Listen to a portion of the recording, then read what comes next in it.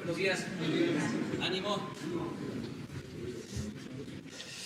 El día de hoy vamos a tratar el tema de salud, como todos los martes lo hacemos, aunque este tema ha sido recurrente por razones que todos sabemos de la epidemia del coronavirus. Es importante que se sepa que lo que más nos importa ahora es enfrentar el coronavirus, que sigamos con las medidas de protección, sobre todo las medidas preventivas. Ha sido ejemplar el comportamiento del pueblo de México porque ha estado en casa, ha bajado mucho la movilidad y esto nos ha ayudado. Esto ha sido fundamental para evitar pues un descontrol de la epidemia. No hay que dejar de tomar en cuenta que ese ha sido el eje de toda la estrategia, la participación de la gente, el que el pueblo esté cumpliendo al pie de la letra las recomendaciones. No fue por la fuerza, no fue toque de queda, es decisión consciente, voluntaria de los mexicanos. Es realmente extraordinario. Hay muy buena comunicación entre pueblo y gobierno y esto nos ha permitido el que se haga caso a las recomendaciones en la mayoría del país. Pasamos la prueba de Semana Santa y las playas estuvieron vacías. Ese es el reporte que tengo. Por eso vamos avanzando. A pesar de los pesares, vamos enfrentando esta epidemia. Desde luego, también nos estamos preparando, nos seguimos preparando para el momento más difícil, que no nos rebase, que no nos sature la emergencia, que no rebase la capacidad que se tiene en hospitales, camas, ventiladores, médicos especialistas, que podamos atender a todos, curar a todos, salvar vidas. De ahí la importancia del acuerdo de ayer, porque esos son espacios con ese propósito. El unir esfuerzos, el unir voluntades en estos momentos que se requieren por esta contingencia. Entonces vamos a seguir. El jueves, les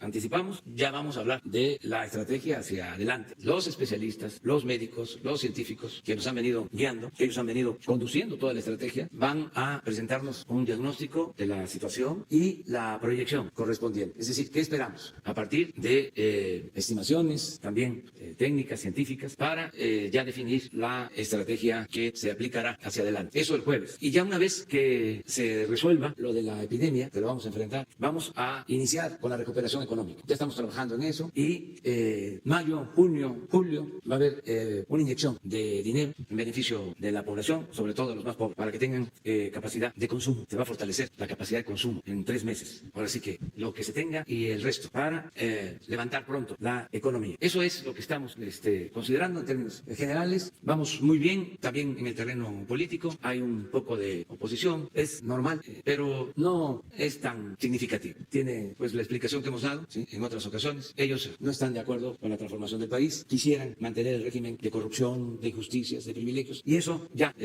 pues es historia, ya eso ya se fue a la historia, pero al basurero de la historia. Eso ya no va a regresar, pero no deja de haber nostalgia por ese pasado de injusticias, esas infamias que se cometían, en donde el gobierno estaba al servicio de un pequeño grupo y los bienes de todos, el presupuesto, que es dinero de todo el pueblo, se utilizaba para apoyar a minorías y se le daba la espalda a la gente, sobre todo a los pobres. Entonces, eso no les parece a algunos, es legítimo que se opongan a esa política, pero nosotros llegamos aquí con esos postulados. Por eso fue el cambio. No engañamos a nadie, no dijimos que íbamos a mantener la corrupción, de que se iba a mantener la impunidad, de que se iba a apoyar solo a los influyentes. Dijimos de que por el bien de todos, primero los pobres. Y eso es lo que estamos haciendo. Y es muy sencillo. Hay una monstruosa desigualdad económica y social en nuestro país, originada por la corrupción. Existe una pirámide. Entonces, en la base hay millones de pobres, el 60% de la población. Entonces, yo creo que por humanismo, todos, y por el bien de todos, debemos de atender primero a los de abajo. Se puede decir en una frase, arriba los de abajo, que no significa necesariamente abajo los de arriba, es arriba los de abajo. Entonces, y así va a ser. En la medida que se vaya teniendo más recursos, va a ir subiendo a estratos más elevados hasta conseguir una sociedad mejor. Esa es la estrategia. Y vamos ahora a escuchar pues al doctor Alcocer y a Hugo López-Gatell para que nos informen hoy martes cómo estamos en materia de salud pública. Pues de una vez. Gracias, señor presidente, secretario de Salud, canciller, directores de las instituciones de salud. Muy buenos días a todas y todos. Buenos días a la ciudadanía. Como relata el presidente y hemos comentado todos los días a las 7 de la noche, estamos en el seguimiento diario de la epidemia y hoy me gustaría hacer algunas consideraciones. A reserva de presentar el informe, yo creo que podríamos usar el informe que presenté anoche como punto referencial para quienes no lo vieron y sobre eso les comento la visión panorámica de lo que pensamos está en espera de ocurrir en las siguientes pocas semanas. Aquí lo que vemos en este comunicado que presentamos todas las tardes a las 7 de la noche es primero la situación mundial. Ya no ponemos el mapa, es poco informativo porque todos los países tienen transmisión activa, pero lo que vemos en esta gráfica de barras es la distribución distribución de casos. La altura de estas barras de colores representa la cantidad de casos registrados en el mundo. Las letras son muy chicas en el eje vertical, pero los números en resumen están ahí. Más de 1.773.000 personas han tenido COVID a lo largo de la epidemia desde que empezó en China a principios de enero. Es importante notar que un poco más de 1 millón de personas, casi 1.080.000, han tenido COVID en las últimas 14 días, es decir, las últimas 2 semanas. Esto es importante porque esta transmisión reciente, esta ocurrencia reciente de la enfermedad, es lo que realmente está empujando la epidemia, está manteniendo la transmisión, mientras que el resto, el 39% de los casos que ya ocurrieron más allá de 14 días, son personas que se han recuperado en su enorme mayoría, y eso es una buena noticia porque representan, al contrario, en lugar de ser el motor de la epidemia, representan el freno de la epidemia. Entre más una proporción más grande, un porcentaje más grande de personas que hayan tenido la enfermedad se recuperen, quedarán inmunes quiere decir protegidas biológicamente de la infección, y entonces tendrán la posibilidad de no transmitir y frenar la epidemia. Desafortunadamente, lo que vemos también son algunos signos no alentadores a nivel mundial, como el aumento de la tasa de letalidad. La tasa o proporción de letalidad de caso es el porcentaje de personas que teniendo COVID desafortunadamente pierden la vida por la enfermedad. Y esto es importante porque lo que representa en buena medida es que conforme la enfermedad se ha propagado en distintos territorios del mundo, no todos tienen la misma capacidad de atención, y las dificultades para atender a todas las personas condiciona en muy buena medida la probabilidad de morir. Finalmente, lo que se ve en colores y también en la tabla es la contribución que tiene cada una de las regiones del mundo para mantener activa a la epidemia, y lo podemos ver en la siguiente diapositiva de manera más clara.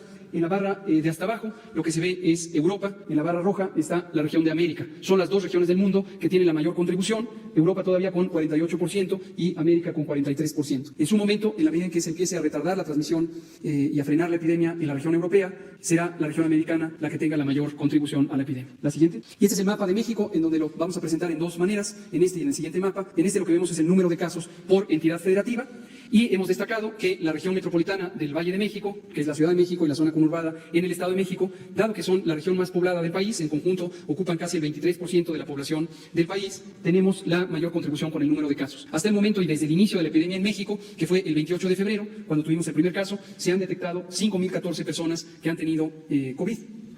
37.000, un poco más de 37.000 han sido estudiadas en su momento como casos sospechosos y han sido descartadas. De ellas, 23.000 personas que no presentaron infección confirmada por COVID. Y lo que vemos también es que el mapa ya se empieza a pintar de otros colores, además del verde y el verde oscuro. Ahora está en amarillo algunas entidades federativas, en su momento van a pasar a color rojo. Lo que quieren decir estos colores es la cantidad de casos que se han detectado en esas entidades a lo largo del tiempo. Destaco aquí que, aunque algunos estados están pintados en su conjunto, como el Estado de México o Nuevo León, no quiere decir que en todo el estado existe la misma intensidad de propagación. Claramente está mayormente concentrada en las zonas urbanas, que son las zonas metropolitanas de estos estados. En la siguiente, bueno, y muy lamentablemente, 332 personas han perdido ya la vida relacionado con la enfermedad y sus complicaciones. La siguiente. Este otro mapa, lo que se ve es la intensidad medida por la proporción de personas con respecto a la población que han tenido la enfermedad. Esta medida se llama incidencia y es la medida donde podemos comparar entre estados que tienen poblaciones diferentes. Aquí sí vemos que el estado de Chihuahua, desde luego la zona metropolitana del Valle de México y específicamente la Ciudad de México, así como Quintana Roo y Baja California Sur, son estados que, a pesar de tener diferentes poblaciones, tienen una intensidad de transmisión comparable. Este mapa lo estaremos presentando periódicamente. La siguiente. Aquí se ve la misma información, solamente que en una gráfica de barras. Para ilustrar lo mismo, véase Baja California Sur, como a pesar de que tiene una población pequeña y dispersa, si lo comparamos su número de casos con respecto a esa población, es el estado que tiene la mayor intensidad de la enfermedad. La siguiente. Aquí la Ciudad de México, por el número de casos, es la que destaca, seguida del Estado de México, y en el código de colores es lo mismo que en el mapa originalmente presentado. La siguiente. La distribución de edad es una característica que también hemos destacado a lo largo de estas semanas. Tenemos en México dos fenómenos, uno que nos ayuda y uno que no nos ayuda. El fenómeno que nos ayuda es la juventud. En México el promedio, o más exactamente la mediana, es decir, la mitad de la población tiene 37 años o menos. Si lo comparamos con los países de Europa Occidental o Estados Unidos, tenemos una diferencia de cerca de 12 o 10 años, respectivamente, en la distribución de edades. Por supuesto, dado que esta enfermedad afecta mayormente en su forma grave a personas adultas mayores, si tenemos menos personas adultas mayores, nos ayuda. Lo que desafortunadamente no nos ayuda, y lo podemos ver en la siguiente diapositiva, es la importancia de las enfermedades crónicas que contribuyen a la enfermedad grave por COVID. Diabetes, hipertensión, obesidad, son tres enfermedades, tres condiciones de salud en las que México destaca con respecto al resto de los países del mundo por ser uno de los países más afectados. 3/4 partes de la población en México tienen sobrepeso o bien tienen obesidad, hasta 14% de las personas mayores de 20 años tienen diabetes y hasta 35% de las personas mayores de 20 años padecen hipertensión arterial. ¿Cuál es la consecuencia de esto? Que vamos a tener una epidemia en donde las personas adultas jóvenes, que se veían en la diapositiva anterior, también, pero no la regrese, también tienen afección grave y eventualmente casos fatales.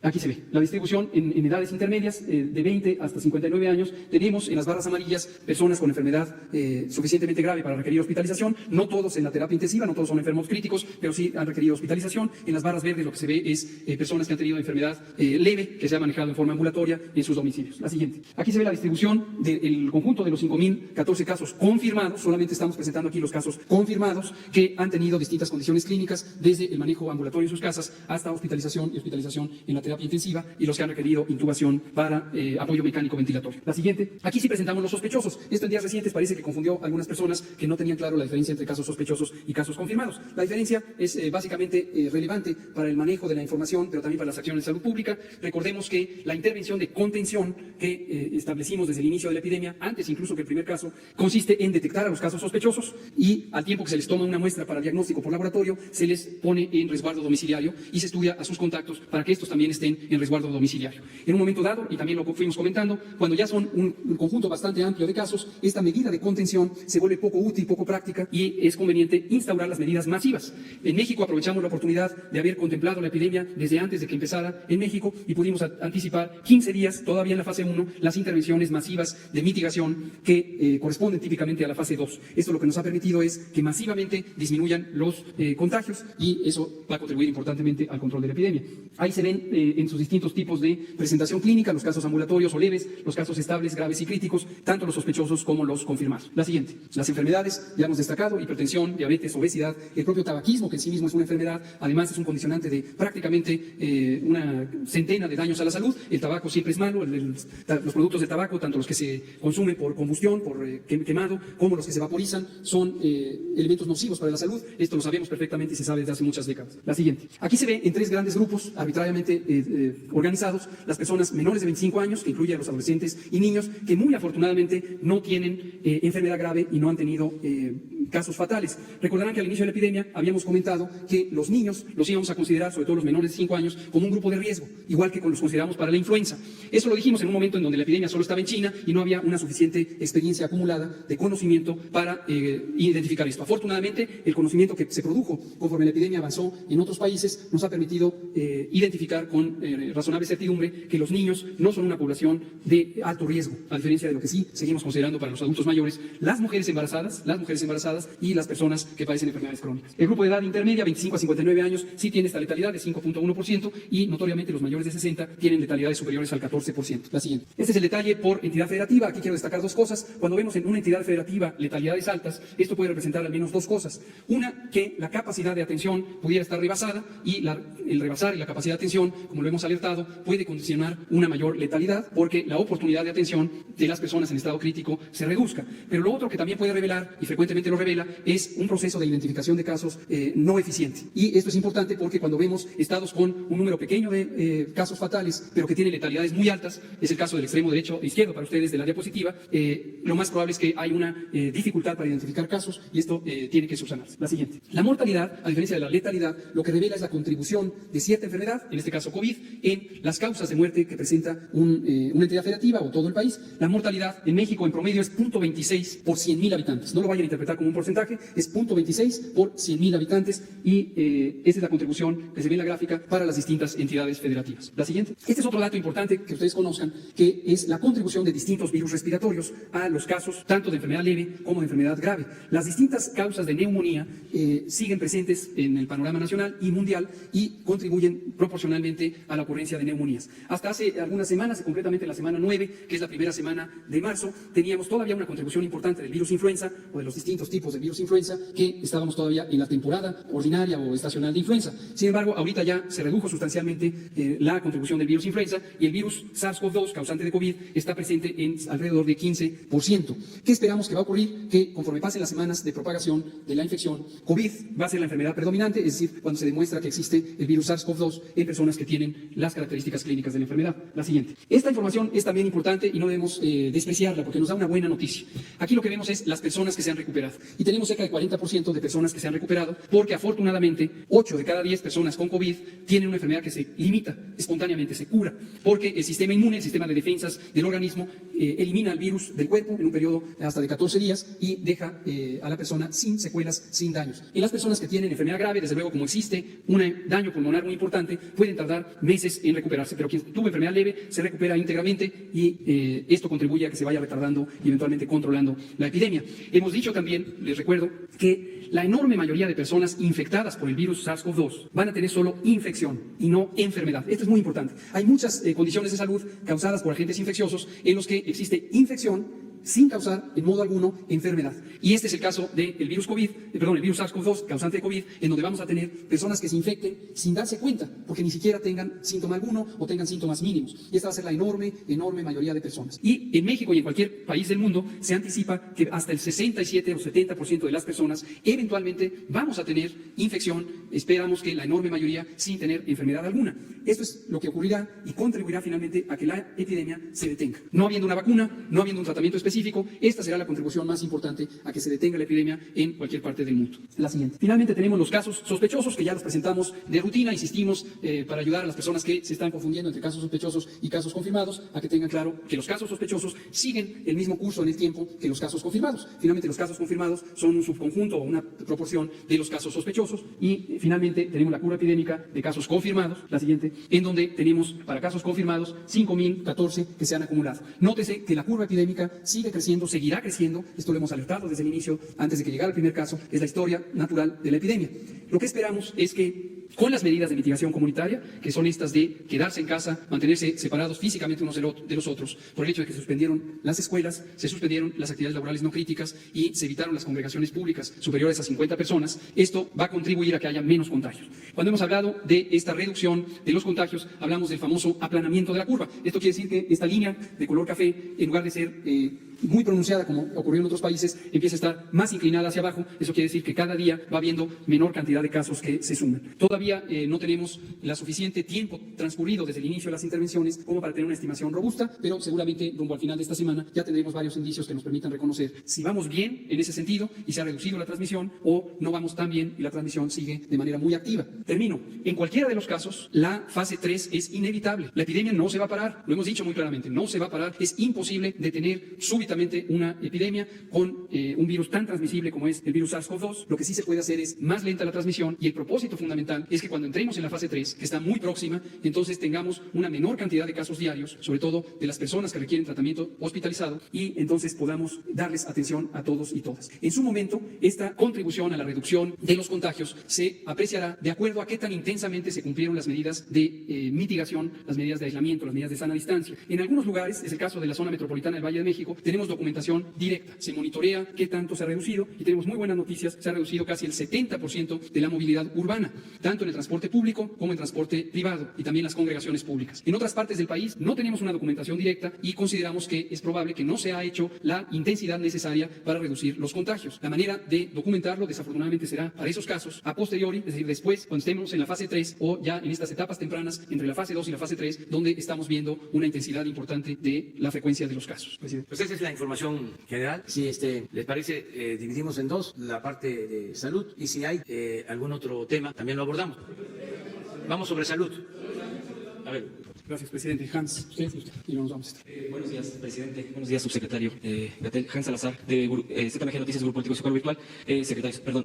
Preguntarle, en todo este tema de las fake news y todo lo que no voy a recapitular porque es bastante difundido y aquí mismo se ha tocado, hay un punto muy particular que ahorita está subiendo el nivel de desinformación o de información distorsionada y eso es lo que yo quiero preguntar. En el tema del equipamiento al personal de los hospitales, hablo en general porque son médicos, enfermeras y una serie de personal que, bueno, es toda una diversidad. Hay mucho, incluso un actor famoso ya sacó un video, ya se le contestó por parte de una delegada del IMSS, pero sigue abundando. Incluso ha habido quejas de personal de otros hospitales. La pregunta concreta, doctor, frente a estas informaciones que también ya se han desmentido, otras no y otras sí, etcétera, es un sube y baja tremendo en la población y en la incertidumbre. Ya aquí se ha detallado el tema del puente con China por parte del canciller, incluso aquí presente, la adquisición de equipo que va en camino, etcétera, todos los puentes que el propio presidente aquí presente también lo ha mencionado. ¿Hasta qué punto hay esa distribución en los hospitales de cualquier, ya sea IMSS, ISSSTE, Pemex, etcétera? ¿Hasta qué punto está llegando? ¿Hasta qué punto este tipo de cosas está sucediendo? ¿Hasta qué punto también puede haber incluso un sabotaje interno? Porque puede ser en las medicinas respecto al cáncer, incluso usted, subsecretario, mencionó en su momento que había ese desvío, digamos, huachicol del medicamento, ese desvío, esa corrupción por parte de personal mismo desde adentro e incluso gente de sindicatos. No sé, esa sería la pregunta. ¿Hay una consistencia respecto a esta entrega del equipo médico? Porque también ya salió la otra versión de personal médico diciendo sí tenemos, sí nos está llegando, hay fotografías, pero yo quisiera lo más puntual que fuera, doctor, respecto a este tema para poder dar respuesta oficial y detectar las fake news. ¿Se está entregando o ustedes también ya están detectando que a la entrega y la distribución en los hospitales hay retención por sabotaje, por corrupción? ¿Qué está pasando en ese punto concreto, doctor? A mí creo que mucha gente está muy interesada en saberlo, nos han llegado muchos comentarios al respecto y creo que en este momento debe de haber una contundencia, y con este comentario sí quisiera decirle, también hay acoso contra los doctores, hay agresiones, híjoles, sin nombre, incluso contra usted, doctor, el día de ayer, indudablemente, ¿qué pretenden? Socavar la imagen, en este caso de usted, de la parte científica, como lo ha hecho el presidente. Ayer, pues desafortunadamente, no lo dejan ni comer, ni desayunar, con perdón del comentario. Esa sería mi pregunta, doctor. ¿Hay esa intención de sabotaje? ¿Hay esa intención, usted considera, de mermar este liderazgo científico para operar esta emergencia sanitaria? Gracias. Gracias por la pregunta. Quisiera comentarle varias cosas, incluyendo los datos que los tenemos, ahorita los van a poner en pantalla, si me esperan tantito, sobre la distribución de estos materiales. Espérenme tantito con esto. Nada más quisiera dar primero una panorámica. Una de las decisiones, desde mi punto de vista, muy útiles que tomó nuestro presidente al inicio de esta epidemia, desde el inicio, y lo ha comentado aquí, se lo comentó a los otros 19 líderes mundiales del Grupo G20, es que los problemas como este, las epidemias, sean manejadas de acuerdo a estándares científicos, de acuerdo a información técnica, no de carácter político. Esto es impresionantemente importante, porque las decisiones no pueden estar construyendo escenarios de la realidad distintos a los que existen, a los que son reales. Para predecir lo que va a ocurrir existen métodos científicos, precisamente en ellos estamos trabajando desde el inicio y ahora estamos próximos a tener en esta semana resultados de grupos académicos especializados en epidemiología matemática. Por cierto, les externo mi profundo agradecimiento y también a CONACYT y a la directora general de CONACYT, la doctora Álvarez Huilla, que nos ha permitido articular estas comunidades científicas para tener esta información científica robusta. Entonces, hay un punto en donde hay que involucrar desde el inicio a la población, ustedes como comunicadores y comunicadoras, y a toda la población, en decirles exactamente lo que está ocurriendo, lo que se espera que va a ocurrir. A veces la información no es agradable. Por ejemplo, que aquí, digamos, es irremediable que llegue la fase 3, o que hayamos dicho hace muchas semanas, garantizamos que va a llegar el COVID a México. Lo dijimos. Eso no es agradable, no es algo que uno desee. Pero lo peor que puede hacerse en enfrentar un problema complejo, un problema retador como una epidemia, es pensar que las cosas no van a ocurrir. Ni modo. Las cosas que van a ocurrir hay que enfrentarlas como son. Y la manera de enfrentarlas como son es con la solidaridad de toda la población, de todos los sectores, el sector privado, el sector público, el sector social, y esto permite los esfuerzos de una política de Estado. Ayer mismo que aquí se firmó el convenio con el sector privado, es precisamente producto de esta convicción del gobierno de colaborar con todos y todas las personas y las organizaciones que pueden ser relevantes. Entonces, hay que decir siempre la verdad, lo hemos dicho de otras maneras, no es solamente una convicción ética o un principio ético, tanto en el ejercicio de la función pública como convicciones personales en términos de la ética, sino es una necesidad técnica, el tener la posibilidad de decir la verdad. A veces dice uno buenas noticias, indudablemente las diremos cuando esta epidemia esté ya en su declive y todos celebraremos que esté en declive. Pero cuando hay que enfrentarlo, hay que decirlo también con la misma realidad. Esto lo que nos lleva es a que también es importante escuchar. La población tiene muchas cosas que decir, la población es heterogénea, hay personas que tienen puntos de vista no necesariamente confluentes con la visión del gobierno, pero tienen opiniones y esas opiniones hay que respetarlas, hay que tomar en cuenta, y detrás de la cortina, a veces de la manera de expresarlos, no siempre es una manera respetuosa, no siempre es una manera constructiva, pero lo que nosotros interpretamos es el ánimo constructivo que pudiera haber detrás. A veces es simplemente un asunto de ansiedad, de angustia, es también un fenómeno humano ante las incertidumbres y hay que interpretar lo que está detrás que pueda ser positivo. Y en el tema concreto de los equipos de protección personal, que ya hemos explicado también para que todo el mundo lo tenga claro, los equipos de protección personal son los cubrebocas, los guantes, los gorros, las batas, los gogles. Estos son equipos de uso médico, de uso en el espacio clínico y tienen sus particularidades. No todo el mundo debe usar los mismos equipos y esto lo hemos ilustrado con algunos de los equipos que, por simples que son tecnológicamente hablando, son especializados. Las famosas mascarillas N95, los cubrebocas duros de alta filtración. Estos equipos son escasos en el mundo entero porque el mundo entero está afectado por esta pandemia y entonces, desafortunadamente, si se desperdician porque los usan más personas de quienes las requieren, hay escasez de estos productos. Y es exactamente lo que ocurrió en México hace cerca de 4 semanas, que al inicio de la epidemia hubo un uso excesivo de estos equipos, y por excesivo nos referimos a que personas que no tienen una necesidad técnica de usarlos, los empezaron empezaron a usar y se malgastaron. ¿Quién sí debe usarlo? Ya lo hemos dicho, lo dije anoche con cierto detalle, quienes están involucrados en las maniobras clínicas que generan aerosoles respiratorios. El virus SARS-CoV-2 se transmite por la vía respiratoria a través de partículas líquidas de secreciones respiratorias de la nariz y la faringe y la tráquea. Quien está tomando muestras para el diagnóstico con los hisopos que se ponen a través de la nariz, los médicos y personal que está involucrado en los procedimientos de terapia intensiva, específicamente en la intubación traqueal, son quienes deben usar estos equipos. En la misma unidad de terapia intensiva, quien no está involucrado en ese procedimiento y está algunos metros apartado del paciente en el momento que se hace el procedimiento, no requiere utilizar el cubrebocas N95. Esto no es un capricho, esto está documentado. Tenemos nuestra guía de control de infecciones que publicamos desde la primera semana de febrero, que está alineada con guías semejantes de la Organización Mundial de la Salud, de los Centros de Control de Enfermedades de Estados Unidos o de Canadá o de Europa, y la guía tiene un sustento científico y técnico. Entonces, la realidad es que se malgastaron los equipos, la realidad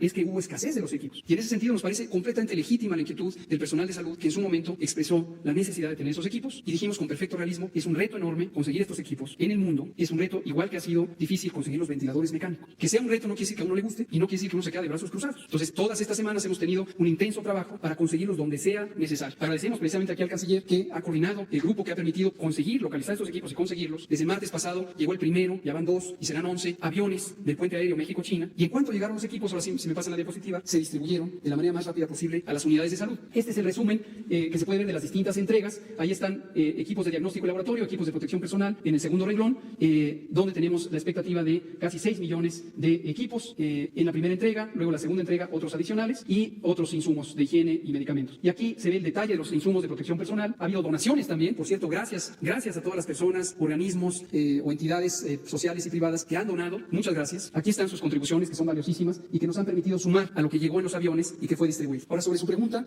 que agradezco, termino diciendo lo siguiente. En la narrativa social a veces permea la idea de si en esta localidad, en este consultorio, en esta cama de terapia intensiva no hay un cubrebocas, es culpa del gobierno y se señala hasta este recinto o hasta esta persona que es el jefe de la nación. Tengamos claridad también en ese sentido. Las responsabilidades del gobierno federal son procurar los insumos que hemos venido a procurar, pero el trayecto es muy largo. Entre que llega el avión y se distribuye, finalmente llega al punto de servicio, al punto de uso, y ahí están involucradas muchas personas. Entonces, efectivamente, hacemos un llamado directo a la ciudadanía, en este caso a los y las profesionales de la salud. Si ustedes en su unidad no tienen el equipo, ayúdenos a encontrar quién fue el que obstaculizó que llegara el equipo. Nosotros podemos decir, con evidencia en la mano, que los equipos fueron adquiridos, que los equipos fueron transportados y que los equipos fueron entregados. Si localmente no llegan a donde deben estar, que es en la cama del paciente, para que los use la médica, el enfermero y la enfermera, entonces alguien está obstaculizando. Y la solidaridad de la población también nos va a ayudar a detectar quién está interfiriendo con el bien público y con la protección de la salud. Denúncielo. Muchas gracias.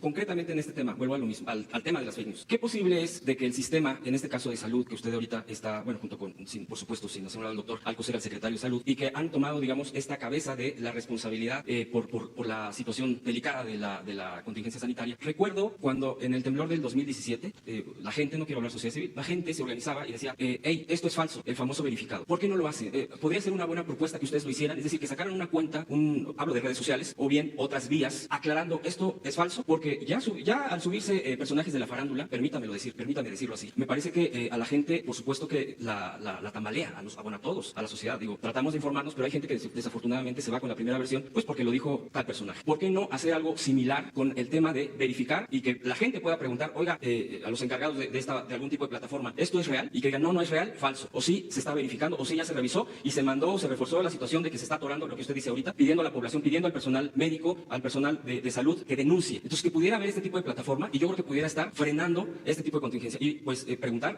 por ejemplo, el caso del gobernador de Baja California, digo, no voy a mencionar lo que dijo, yo creo que ya todos sabemos que los médicos, lo que les está pasando. Y es una voz oficial, por supuesto, es el gobernador. Y yo no le pregunto por un asunto de politiquería, o de política, o de grilla, como vulgarmente se dice, sino técnicamente. Doctor, ¿qué podría responder al respecto? Y con eso yo le agradecería las respuestas que me... Sí, yo diría de manera muy sintética, gracias, que es deseable que en una sociedad plural todo el mundo se pueda expresar, que todo el mundo encuentre la libertad para externar sus opiniones. No siempre hay que coincidir y es una responsabilidad individual de cada quien situarse en el lado de la verdad o en el lado de la mentira y en la intención de comunicar algo, la responsabilidad que eso implica. Con mayor razón, cuando existe un reto para todas y todos en una nación, hay que mantener un espíritu de unidad, de cordialidad y contribuir. Un país finalmente es como una nave circulando por el océano. Si uno piensa que uno puede sabotear a esa nave y no tiene conciencia que entonces va a perecer junto con quizás los demás, pues está haciendo un daño a todos y todas. Entonces, mi apreciación es que mantenernos en comunicación, y la gran mayoría de las personas responden. A veces quien actúa de una manera aparentemente negativa es porque está confundida, es porque está expresando otro tipo de sentimientos. El miedo es una reacción muy poderosa y el miedo combinado con ignorancia resultan en odio y es una reacción también muy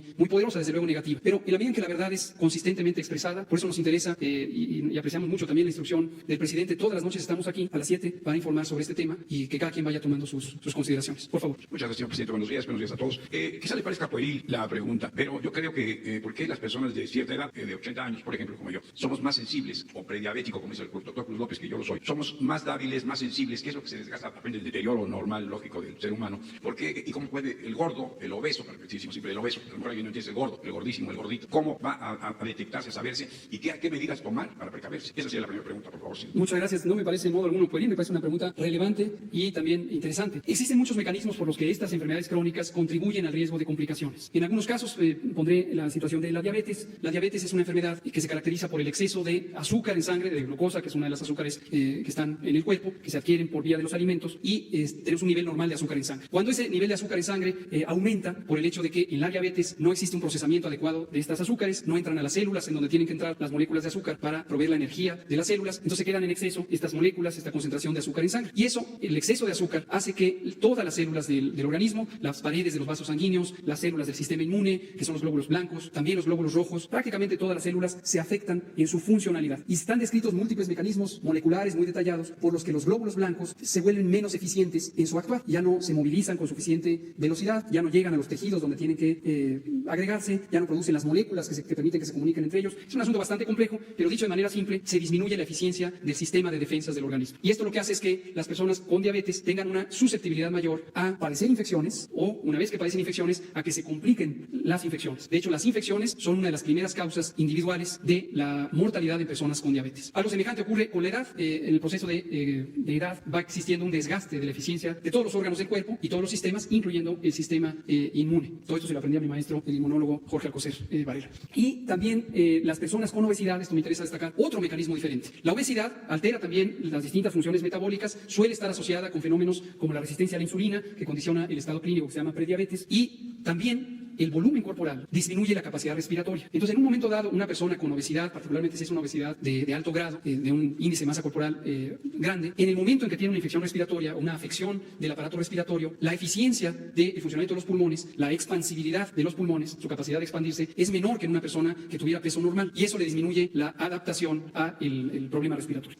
Entonces, doctor López Gastel, ¿qué vida debe llevar el individuo diabético ochentón para precaverse, para prevenirse? ¿Cómo no? Ser víctima aquí. Y felicitarle por como habló usted de la verdad. Me recordó a Juan Ruiz Alarcón en La verdad sospechosa, que sentencia que este es un remedio que sabe mal, pero que hace mucho bien. Eso es La verdad sospechosa de Juan Ruiz Alarcón. Muchas gracias. Muchas gracias. Las medidas de prevención en general son las mismas para cualquier edad, se vuelven más importantes en personas adultas mayores de 60 años, mujeres embarazadas, por favor no olvidemos a las mujeres embarazadas. Ayer presentamos, por cierto, la guía de prevención y control de COVID en el embarazo, parto, puerperio y para los recién nacidos, pero las medidas de higiene generales, lavarse las manos repetidamente, si se está con síntomas, abstenerse de estar en contacto con otros, cubrir el estornudo cuando se produce con el ángulo del codo y en general guardar la sana distancia. Por favor, usted, Carlos, y de este lado. Perfecto, vamos a darle el paso y luego a una mujer allá. Usted con el currículum. Gracias, muy buenos días. Carlos Pozos, del Hormón Oficial. Buenos días, señor presidente de México. Buenos días a todo el equipo. Yo quisiera preguntarle qué avances se tiene respecto a la construcción de los 50,000 respiradores o ventiladores que encargó el señor presidente al CONACYT. Entiendo que este diseño de estos nuevos ventiladores están basados en el PVC manual resucitador Ambubach, y entiendo que es de manera mecánica para no tener una intubación profunda.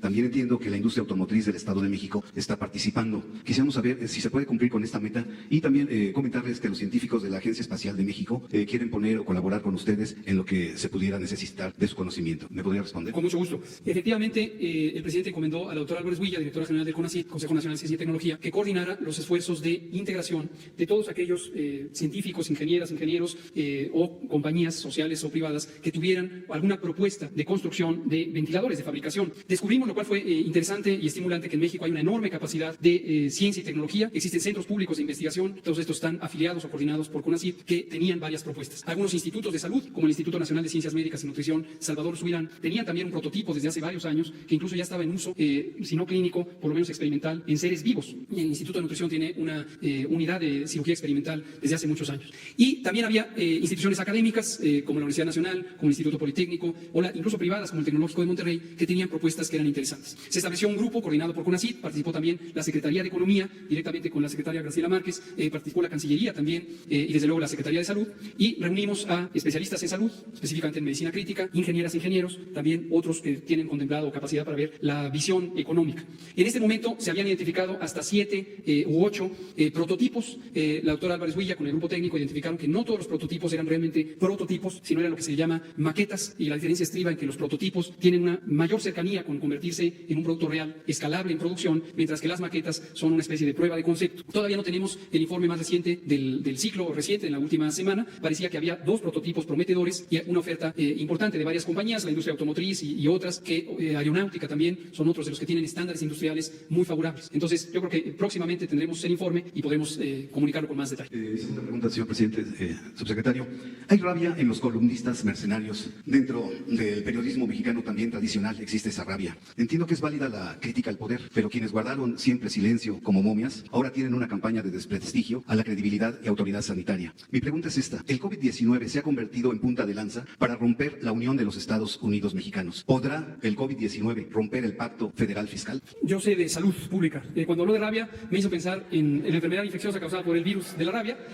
Por cierto que México, después de un esfuerzo de 30 años, un esfuerzo muy organizado a través de varias administraciones, fue el primer país que obtuvo la certificación por parte de la Organización Mundial de la Salud por haber eliminado la rabia transmitida por perros y gatos. Recientemente recibimos este reconocimiento por parte de la Organización Mundial de la Salud, lo que representa un éxito de la salud pública mexicana, que a lo largo de varias administraciones, de varios gobiernos de distinta orientación política, mantuvo un trabajo muy constante. Y uso como referencia esto para externar mi convicción, mi esperanza, mi confianza en que los fenómenos de salud pública, los fenómenos retadores masivos como el COVID y cualquier otro, aunque nos llevan a momentos de gran incertidumbre donde se expresan los sentimientos más profundos de las personas, y estos a veces se traducen en acciones institucionales, al final sabremos guardar la calma, aprender de las lecciones, lo que es útil para avanzar, para construir un país más robusto, tanto en su sistema público de salud, donde nos interesa que haya un sistema de cobertura universal, donde haya medicamentos y servicios de salud gratuitos, y que esto sea un bien público que permanezca por las distintas décadas por venir. Mil gracias. Gracias. La colega y el colega, y usted me dice, presidente, cuando ya haya que parar. Gracias, subsecretario. Buenos días a todos. Me gustaría, Isabel González, Grupo Imagen, me gustaría saber la ruta que sigue la entrega de estos equipos de protección para el personal sanitario. Ustedes dicen, bueno, nosotros como autoridad máxima dentro de una epidemia que siempre es la Secretaría de Salud y el Presidente de la República, se encargan de pedir estos equipos. ¿Cuál es la ruta que sigue una vez que llegan? ¿Cuánto tiempo va a tardar a que ese personal especializado que está con los pacientes contagiados del COVID le llegue? Porque independientemente de lo que dijo el gobernador, independientemente de lo que dijo el actor mexicano, pues ahí están los videos del personal médico y de salud. Esos no los dan los medios de comunicación, simplemente con el celular de este personal uno se entera y ahí están los medios de comunicación y las redes sociales. En fin, ¿cuánto tiempo tarda? Esto por un lado. Dos, me gustaría saber esta explicación médica científica. Usted ha sido muy consistente en decir que cuando te da el COVID, te recuperas, eres inmune. Sin embargo, y ahí la explicación, la solicitud que le hago, esta cuestión técnica, hay personas que se han vuelto a contagiar. ¿Qué debemos entender por esta inmunidad? Y dos, al presidente de la República saber, con base en esta, digamos, en esta curva de la epidemia, de la fase más crítica, de la fase más difícil, ¿qué se está pensando hacer en los escenarios del ciclo escolar, presidente? Vienen las vacaciones de verano, ¿qué escenarios se están contemplando para estos chicos de educación básica, sobre todo de preescolar, de primaria, de secundaria? Algunos tienen la posibilidad de un equipo tecnológico, de tener clases en línea. Ahorita están unas vacaciones atípicas, ¿no? Porque correría el periodo formalmente, está corriendo, y algunas escuelas privadas están haciendo el esfuerzo de clubes vacacionales para la salud emocional en casa, lo que usted ya decía, ¿no? En el video con la señora Beatriz Gutiérrez. Pero ¿qué está contemplando el gobierno de la República, presidente? ¿Se van a tomar esos 2 meses del verano? ¿Con lo que se tiene se evalúa? ¿O vamos a esperarnos un poco más? Conocer los escenarios. Gracias. Le contesto las 2 primeras. Sobre el proceso de distribución de los insumos, es un proceso que en estos momentos de intensidad los hemos tenido que acelerar al máximo, y gruesamente tarda menos de 24 o 48 horas entre que está desde un punto central, digamos, en manos del gobierno federal. Esto llegó al aeropuerto de la Ciudad de México por estos vuelos de Aeroméxico. La misma noche que llegó se empezó a clasificar el material, había que hacer una verificación de sus condiciones de posible uso, de su calidad, etcétera. Como hemos dicho en otras ocasiones, tenemos grupos técnicos que hacen esta evaluación, y una vez listos se empiezan a distribuir, se mandan a todos los estados para la parte de las secretarías estatales de salud, también se mandan a las distintas delegaciones, bueno, antiguamente llamadas delegaciones, hoy oficinas de representación del Seguro Social, las correspondientes delegaciones del ISSSTE, todas las instituciones de salud. Llegan ahí a almacenes estatales, de los almacenes estatales llegan a otros almacenes locales, y finalmente, de acuerdo a la proximidad geográfica, se distribuyen en las distintas unidades de salud.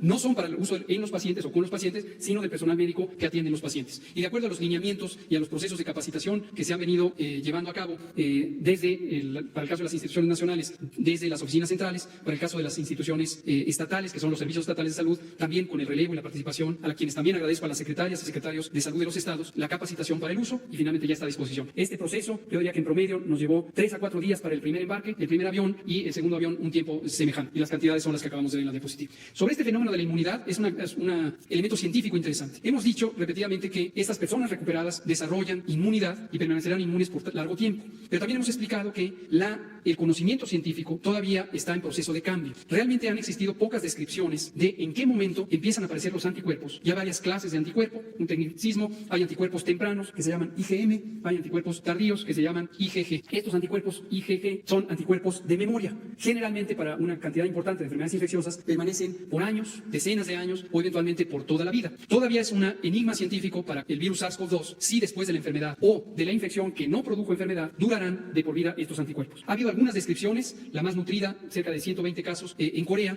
en donde se ha identificado personas que un mes después, en promedio de haber padecido COVID, regresaron con síntomas y se les pudo detectar que tenían todavía virus. Aquí hay dos fenómenos que aún por esclarecer. El primero es si el uso de ciertos medicamentos que disminuyen la eficiencia del sistema inmune pudiera estar contribuyendo a retrasar el proceso de generación de inmunidad. Y hay algunos medicamentos que se usan como antiinflamatorios potentes y esto buscando que haya una disminución del daño pulmonar, de la intensidad del daño pulmonar, pero podrían tener la desventaja de disminuir la inmunidad y retrasar el proceso de generación de anticuerpos. Ahora es una descripción muy concreta, son poquito más de 100 casos, en más de 1.776.000, entonces no consideramos que sea algo que necesariamente deba reproducirse en el conjunto de la población. Sobre lo otro. Bueno, ya, el tema, porque en la tarde-noche continuamos. Dos cosas acerca de la pregunta del regreso a clases. Miren, el jueves vamos a informar sobre qué esperamos hacia adelante. El miércoles, mañana, los científicos van a deliberar, van a presentarnos sus conclusiones y a partir de las recomendaciones de los especialistas, el jueves vamos a informar a toda la población para tener hacia adelante una idea general sobre el tiempo que nos puede llevar todavía el cuidarnos para evitar que se propague más la epidemia y que nos cause daño. Entonces, esta decisión la vamos a dar a conocer el jueves por la mañana. Como siempre, hablando con la verdad, sin ocultar absolutamente nada. Acerca de lo otro que preguntaba el compañero, ya hablamos de que los adversarios nuestros, que afortunadamente no es la mayoría del pueblo de México, nuestros adversarios, que no nuestros enemigos, porque no tenemos enemigos, ni queremos tenerlos. Nuestros adversarios, los conservadores, y espero que también se entienda que no lo digo en términos despectivos, no hablo de conservadores, catalogándolos como indeseables. Es una corriente de pensamiento que siempre ha existido. ¿Qué es ser conservador? Pues es querer mantener el statu quo, es decir, que las cosas no cambien, que las cosas se conserven. De ahí lo de conservador. Y hay varias denominaciones. Hay conservadores por ideas, no necesariamente el conservador es el que tiene dinero. Puede ser una gente modesta, de clase media, pero tiene ese pensamiento conservador. Y hay también los que defienden sus intereses, sus privilegios. Esa es la esencia de la definición del conservadurismo. Los que no quieren perder privilegios. Entonces, este grupo, aún no convertido en una reacción desarticulada, pues han emprendido una campaña en contra del proceso de transformación que estamos llevando a cabo. Que contrario al conservadurismo es un movimiento de cambio y de cambio verdadero. Porque también la palabra cambio se usó mucho y se engañó de que iban a haber cambios y al final fue lo que se conoce como gatopardismo, eso que consiste en que las cosas en apariencia cambian para seguir igual. Entonces, como decidimos llevar a cabo una transformación, pues naturalmente existe una oposición conservadora y los que se sienten más afectados son los más iracundos, los más enojados, alterados y han emprendido estas campañas. Lo empezamos a observar desde el movimiento feminista, como de repente conservadores se montaron en el movimiento feminista, porque hay también mucho oportunismo en esta actitud y mucha hipocresía. Esa, creo yo, es la doctrina principal del conservadurismo, la hipocresía. Viene lo del coronavirus y ahí está. Acuérdense de cómo dieron por muerto a un señor antes de que falleciera y han estado orquestando toda esta campaña de desinformación. Como ya no les ayuda el periodismo convencional, lo que antes llamábamos, y lo digo en forma respetuosa, la prensa vendida o alquilada, los columnistas, como ya no les apoyan en el propósito último que es desgastar al gobierno para que se detenga la transformación, porque ese es el fondo del asunto. Ellos quieren mantener el régimen de corrupción y nosotros queremos cambio. Y son momentos de definiciones. ¿Es corrupción o transformación? Parece maniqueo, pero esto ayuda más a aclarar las cosas. Si matizamos mucho, no se va a entender. Entonces, como ya la gente despertó, ya hay un nivel de concientización en el pueblo de México, bueno, que llevó a que se ganara la elección presidencial, aún en contra de todos los pronósticos de la gente que luchaba desde tiempo atrás, quienes fueron precursores de nuestro movimiento, que estaban escépticos, gente que cuando se ganó, pues lloraba, pero al mismo tiempo pensaba que había había sido pues un milagro, o si se quiere, en términos coloquiales y no religiosos, una chiripa. Me decían, ¿cómo fue esto? Pellízcame. Después de tanto tiempo de lucha, después de tantos fraudes, ¿cómo logramos esto? Bueno, lo logramos porque el pueblo nos impulsó, nos apoyó. El pueblo fue el motor del cambio con el apoyo de las redes sociales. Por eso digo, las benditas redes sociales. Y lo voy a seguir diciendo a pesar de las mentiras y las falsedades, porque estoy tranquilo por el hecho de que tenemos un pueblo muy consciente, muy politizado. Es de las sociedades más avanzadas del mundo en cuanto a desarrollo político. Fue una gran transformación, un cambio de mentalidad, lo que se experimentó en los últimos tiempos. Entonces, pues los que antes podían manipular y tenían mucha influencia, pues ya no tienen la misma influencia. Dice a esto se le agrega que ya no tienen los mismos ingresos, porque como se decía antes, si no suena lógico, suena metálico. Imagínense un columnista que llegaba a ganar hasta $1.000.000 mensuales y que ahora está batallando. No quiere decir que le vaya mal, pero están muy mal acostumbrados. Tienen un tren de vida de multimillonarios, y eso de multimillonarios extravagantes, porque yo conozco multimillonarios austeros que no andan con trajes costosísimos, no con zapatos costosísimos como con alhajas, no, incluso sus aviones son vamos a decir normales. Entonces ya ellos, aunque siguen atacando, siguen oponiéndose a nosotros, ya no funcionan, ya no tienen el mismo efecto, porque estos que se creían los dueños de México pues hacen encuestas. ¿No les parece raro de que hay toda una campaña en contra del gobierno y no aparecen encuestas? No aparecen. En otras circunstancias, bueno, hubo un tiempo en que hacían encuestas diarias, ahora no hay encuestas. Entonces ven lo que está pensando la gente, porque el pueblo es sabio, y lo he dicho muchas veces y lo repito, el pueblo no es tonto, tonto es el que piensa que el pueblo es tonto. Entonces, como ya no les da, entonces van escalando, entonces buscan a personalidades mucho más conocidas que los particulistas, que los conductores de radio, que los intelectuales, porque con todo respeto, los intelectuales orgánicos pues no son muy conocidos, es una élite. Entonces lo que necesitan es contrarrestarlo con personalidades que tienen un reconocimiento colectivo mayor. De ahí que últimamente provocan entrevistas a un personaje del deporte para que opine mal, que por cierto nunca se había metido a hablar, me caía muy bien, bueno, me sigue cayendo bien, porque no opinaba, mientras otros, incluso con menos cualidades deportivas, opinaban en lo político. Se había mantenido con mucha prudencia. Pero bueno, un deportista, ahí se los dejo de tarea. Luego, una artista conocidísima, muy respetable, se los dejo también de tarea. No, yo estoy nada más dando los elementos generales, ¿sí? Es un esquema general. Y ahora, un comediante también muy conocido, con talento, que es, pues no diría utilizado, pero forma parte, ¿no?, de esta estrategia general. ¿Qué opino yo sobre todo esto? Que ayuda, porque se va probando el grado de madurez política de nuestro pueblo. Vamos midiendo qué nivel tenemos de concientización en el país. Y esto no está mal. Ya hasta un expresidente dijo que no va a participar ahora con un grupo que se formó, ¿no?, para atacarnos, pero que sí va a participar en la revocación del mandato, que va a ser en marzo del 2022. Yo les recuerdo de que nosotros llegamos aquí por convicción y luchamos por principios, luchamos por ideales, no por cargos. Nosotros vamos a estar aquí hasta que el pueblo lo decida. Por eso propusimos lo de la revocación del mandato, porque el pueblo pone y el pueblo quita. Yo, por autoridad moral, por honestidad, que es lo que estimo más importante en mi vida, no podría estar aquí si no cuento con el apoyo de la gente. No es de que me eligieron por 6 años y me tienen que aguantar la fuerza, no. Por eso propuse lo de la revocación del mandato. Pero además propuse de que se hiciera para que no costara el mismo día de la elección federal, es decir, el año próximo, en la elección de junio, de la elección federal. Se opusieron los conservadores en el Congreso a esa fecha. Hay constancia de que envié la iniciativa para que se le consultara al pueblo si quería que continuara el presidente o que renunciara. Y dijeron que no, y a regañadientes, que hasta el 2022. ¿Qué les ofrezco a los conservadores? Con todo respeto, para que sea el pueblo, de manera pacífica, el que decida. Les ofrezco adelantar la fecha, que la revocación del mandato no sea hasta el 22, que la hagamos aprovechando que van a haber las elecciones el mismo día. Es una tarjeta adicional. Se va a votar por diputados, por autoridades locales, por gobernadores, porque van a haber cambios en los estados, y una boleta. ¿Quieres que continúe el presidente o que renuncie? Y podemos hacer el cambio a la Constitución. Yo envío, si me responden hoy, mañana, la iniciativa de reforma constitucional. Y se puede porque se tendría la mayoría absoluta, tanto en la Cámara de Diputados como en la Cámara de Senadores, y también en los congresos locales. Esto ayudaría mucho para que se aminorara el ansia y que en este tiempo bajara pues el enojo, no el malestar social. No. Es que el mejor método para resolver diferencias es el método democrático. En la democracia es el pueblo el que manda. Pero eso es otro asunto.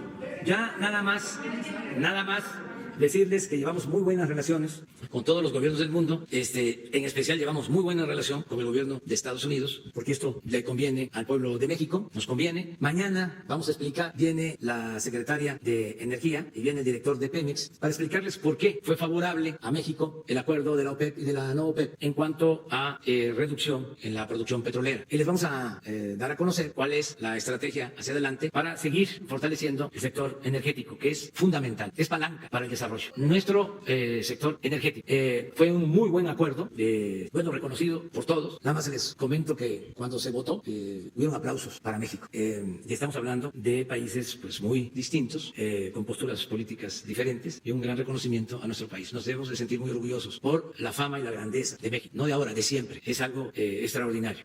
Y ahora se está reconociendo más la importancia de nuestro gran país y de nuestro pueblo en todas las latitudes, y la relación con el presidente Trump es una relación buena, es una relación de amistad. También aprovecho, aunque mañana se va a explicar, que no hubo, como algunos adversarios, ¿no?, llegaron a decir que hubo un acuerdo secreto o que se habían comprometido cosas. Nada, el compromiso fue de que vamos a reducir 100,000 barriles diarios en nuestra producción, que significa el 6%, mientras todos los demás países, por circunstancias distintas a las de México, que explicamos muy bien, su reducción es del orden del 23%. Yo les comento a ustedes que en esta semana, posiblemente, o la próxima, voy a hacer un anuncio especial que tiene que ver con la situación de solidaridad hacia México y cómo nuestro país va a agradecer esta solidaridad, porque ha sido, la verdad, excepcional. Se portaron bien los gobernantes de Rusia, el presidente Putin, muy bien, el presidente de China, muy bien. La prueba está que nos están abasteciendo en estos momentos que se necesitan de equipos. Y ya dije, el presidente Donald Trump se ha portado muy respetuoso y con mucho afecto hacia México. Y para no generalizar, porque cada quien tiene su manera de pensar y somos una democracia y hay pluralidad, acoto de que se ha portado muy bien con el gobierno que represento. Muy bien. Y esto, consideramos, ha sido bueno para México y para los dos países. Ha sido una relación respetuosa y constructiva, al grado de que en esta semana nos van a resolver, aún con sus necesidades, sus apremios, porque también nuestra solidaridad al pueblo estadounidense, porque está siendo muy afectado por la epidemia, sobre todo en Nueva York y en otras regiones de Estados Unidos. Muy afectados. Nuestra solidaridad a enfermos, a familiares de los que han perdido la vida. Entonces, aún en esta circunstancia, le solicitamos apoyo para que nos consiguieran, porque escasean en el mundo, ventiladores y monitores. Y así, de manera espontánea, como se dice coloquialmente, de bote pronto, me dijo en la conversación, estamos tratando el tema delicadísimo de la OPEP, en un momento muy difícil. Ya después que se fijó la postura de México con claridad y él aceptó, con una actitud muy comprensiva. Después de eso, le planteé lo de los ventiladores. Y de inmediato me dijo, voy a hacer todo lo posible, mañana le hablo. No me habló, me mandó a decir de que están consiguiéndolos, están buscando la forma de conseguirlos. Esperamos ayer, parece que la Cancillería ya tiene un aviso de que en esta semana pueden decirnos si van a poder ayudarnos con estos ventiladores. Entonces, es una relación muy buena, muy buena. Hablamos, después vamos a estar hoy pendiente del doctor Hugo, que tiene todo nuestro apoyo, todo nuestro respeto. Fíjense los opositores, ¿cómo son? Un partido conservador declaró, ese lo dejo de tarea, porque allá ando viendo, ¿no?, en el tiempo que me queda libre, ¿qué dice? ¿En qué anda? Declaró que ya no quieren que Hugo aparezca aquí, sino que quieren, no, que sea el presidente de la República. La verdad, son muy elementales, muy primarios. Tiene que estar informando, pues, un especialista. O sea, ya lo dije, los políticos no somos todólogos, pues solo algunos de ellos que salen ahí a dar conferencias y su cubreboca y, ¿no?, todos cubiertos. Cuando yo aprendí aquí desde el principio de que el cubreboca no era indispensable, ¿sí? Entonces, pero quisieran eso, ¿no? Porque en el fondo lo que les molesta es que nos vaya bien. Pero imagínense lo que está en juego. Si se impone el conservadurismo de nuevo, tocó madera, si hay un retroceso, pues se vuelve a instalar la peste de la corrupción, que es lo más funesto y lo más trágico que le ha pasado a México. Eso sí, sería dramático, fatal. Ojalá y recapacitaran, porque pues no solo se trata de ellos, están hablando, yo creo que no tienen pues derecho a comprometer el futuro de sus hijos, de sus nietos, con esa actuación irracional. Juárez, no cabe duda que era extraordinario, genial. Esa frase, el triunfo de la reacción es moralmente imposible. Fíjense el contenido, el triunfo de la reacción es moralmente imposible. ¿Por qué lo decía? Porque ¿cómo van a triunfar quienes le dan la espalda a su pueblo, a su patria, quienes van al extranjero a buscar a un príncipe para gobernar México? ¿Cómo van a triunfar los que mienten, los hipócritas. Por eso es extraordinaria la frase. Pueden imponerse con la mentira, con el dinero, pero nunca tendrán autoridad moral. Y si no tienen autoridad moral en estos tiempos, no van a poder tener autoridad política. Entonces, ojalá todo esto ayude, está ayudando mucho a esclarecer nuestra situación como país.